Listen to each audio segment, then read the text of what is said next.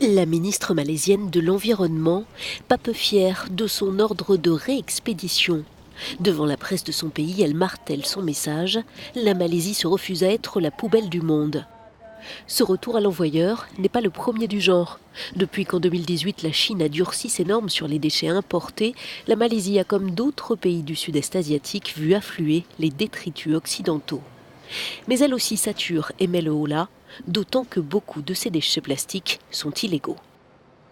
C'est le cas des 150 conteneurs renvoyés ces 3 derniers mois. Ils contenaient près de 4000 tonnes de déchets et ont été renvoyés dans leurs 13 pays d'origine.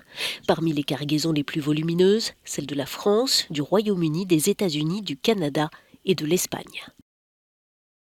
Si les renvois sont plus nombreux depuis la Malaisie, mais aussi l'Indonésie et les Philippines, c'est parce que les douanes de ces pays ont renforcé les contrôles. Or, beaucoup de ces déchets ne sont pas notifiés ou mêlent déchets légaux et déchets dangereux.